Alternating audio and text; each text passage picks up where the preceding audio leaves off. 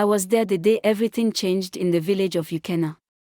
I had gone to the market that morning to buy shea oil when I first saw him, the tall, dark-skinned young man walking behind a creaking wheelbarrow filled with carved stools and mortar bowls. His name, as I would learn later, was Obinna, the only son of Pojadiofo, the old carpenter who used to fix our doors and stools before his hands became too weak with age. Now, let me tell you something about Ukena.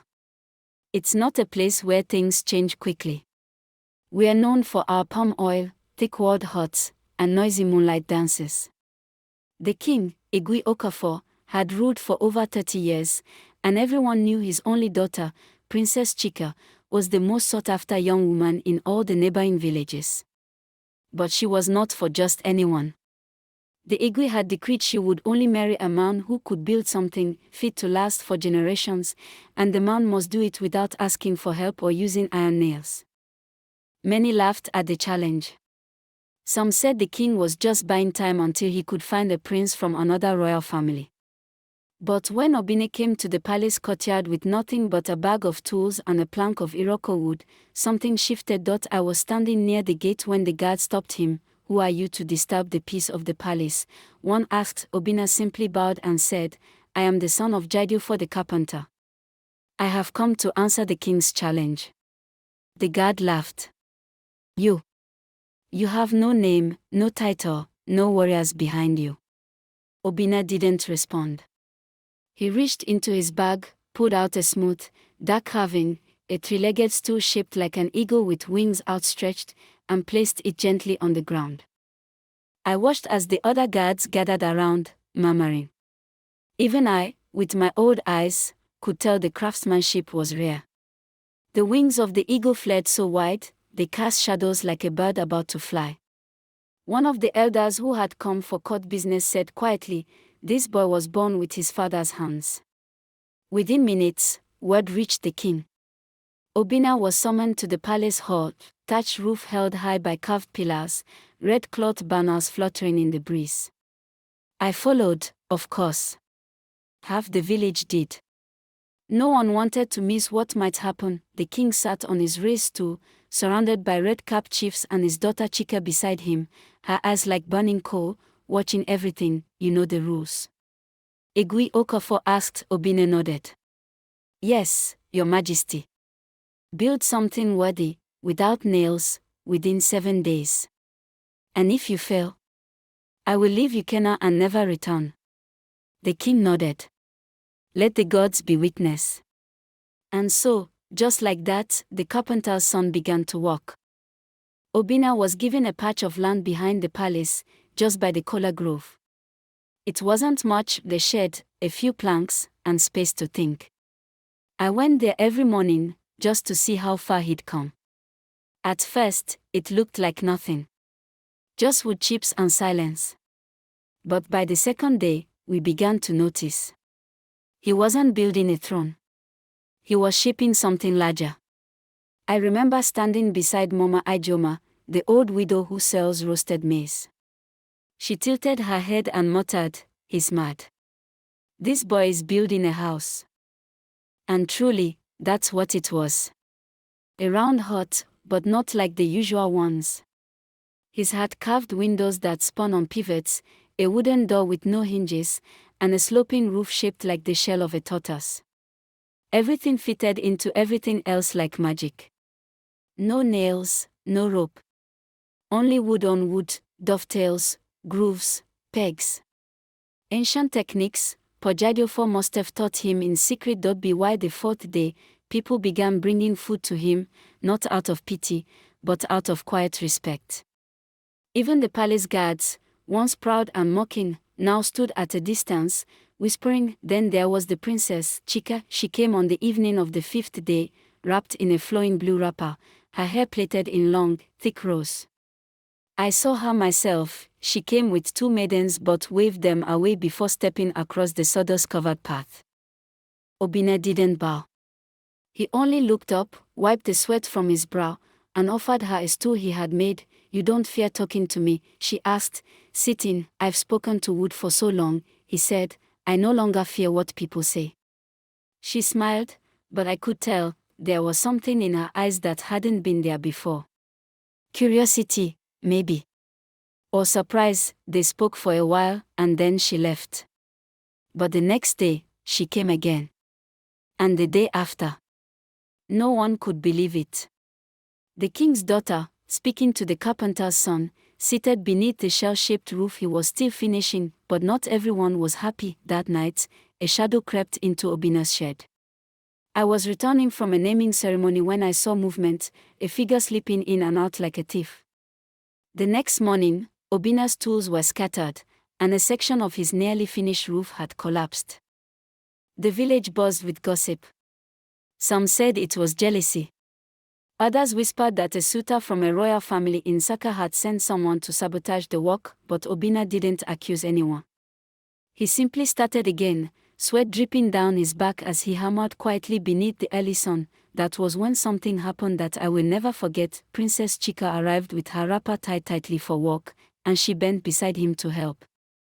Yes, the king's daughter, the same girl who had servants to pour her palm wine, began sorting wood pieces, holding beams, brushing away dust from the carved panels. We stood there, dumbfounded. By sunset of the seventh day, the house was complete. It wasn't just a hut.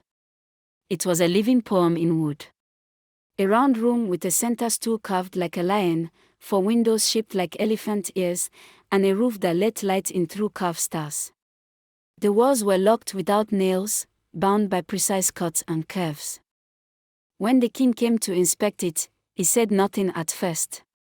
He only walked slowly around it, touching the smooth finish, tracing the symbols, inscription marks, crafted with care. Finally, he spoke. "This will stand long after I'm gone." He turned to Obinna. "You are a commoner. But you have built something uncommon.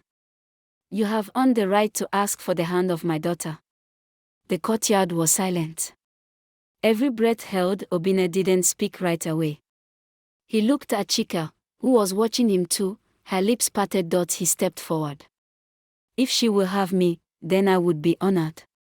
And Chika, oh, the boldness of her heart, stepped beside him, her voice clear. "Yes. I will." After the king gave his blessing, you would think the whole matter was settled. Love had triumphed, hadn't it? A poor carpenter's son had won the heart of a princess, and the king himself had declared it. But this is real life, my friend, not a tale the griots tell only to please the ears. The next morning, a group of elders from the royal lineage came to the palace square. I was there. I remember the way Ichiokoro, the oldest among them, stood with his staff and spoke as if thunder sat on his tongue. "My king," he began, "we honor your wisdom. But a man does not plant yam where he has not tested the soil. This carpenter's son, he is clever with wood, yes, but is he clever enough to lead when trouble comes? Royalty is not just about beauty or skill. It is about strength, silence, and sacrifice." I watched the king. He listened, slowly, his chin in his hand. At last, he nodded. "Then let him be tested," the king said. "If he passes, there will be no more whispers." And so the final test was declared. Obinna was to live for 3 days and 3 nights in the sacred forest of Ayuku, where no man dares go alone, the place of spirits and secrets, where even the bravest hunters avoid at nightfall. If he returned alive, and without madness, he would marry Chika. I won't lie to you, we all thought that was the end. Obinna was strong, yes, but who can walk among the old trees where the air itself is thick with voices? Who can sleep where the leopards walk and the drums of the ancestors beat without hands? But Obinna said only one thing: "If this is the path, I will walk it." Chika tried to plead. I saw her weep beneath the ogbu tree near the stream, her maidens surrounding her. But Obinna didn't turn back. He took only his staff and a small gourd of water. No food. No charms. Nothing else. He entered the forest just before dusk. I was there. I watched the shadow swallow him whole. Day 1 passed. Some people laughed bitterly. Others whispered prayers. Day 2 came. Still, no sign. The king did not speak, but I noticed that he did not eat that night. On the 3rd day, the rain began early. Thunder shook the heavens. The wind snapped tree branches like firewood. We thought the forest had claimed him, but just before dusk, as the sky bled orange behind the trees, a figure appeared at the edge of the sacred forest, muddy, bleeding, limping, Obinna alive. His clothes were torn. His eyes were sunken. But his voice was strong. I have returned. The people rushed forward, even the doubters. I remember how Chika ran to him, barefoot, her wrapper dragging in the mud, and embraced him before anyone could stop her. What did you see? One old man dared to ask. Obinna turned slowly. I saw myself, he said. And I saw that I was not empty. He never spoke of what truly happened in that forest. But from that day, something in him changed. His eyes became deeper. His silence grew heavier, but not with fear, with understanding. The wedding. They married beneath the moon, in front of the entire village. I have never seen a celebration like it. The king himself danced, yes, with his wrapper lifted halfway and his feet thudding like drum beats. The princess wore coral beads so heavy they shimmered with each step. Obinna wore a simple wrapper and a carved wooden pendant, shaped like a tortoise shell, a reminder of his greatest creation. But it wasn't just a wedding, it was the beginning of something. The king gave Obinna a title, Omizioku, which means he who shapes truth. Obinna did not take land. Instead, he built a school of woodcraft, where young boys and girls, even those with no names and no families, came to learn the sacred art of shaping things with their hands. Chika stood beside him, not just as a wife, but as a builder of dreams. She taught the girls to read, to write, to speak in meetings without fear. The palace sent word to other kingdoms, Ukena is rising. And so it did. Now, when people ask me why I believe in love, why I believe in stories that seem impossible, I say only this: I was there the day the princess knelt to help a carpenter's son shape wood beneath the sun. I saw a man enter the forest of fear and return with fire in his eyes. I saw a village change, not because of gold, or soldiers, or power, but because one man built with truth, and one woman chose with her heart. And that, my friend, is how the carpenter's son became the king's legacy.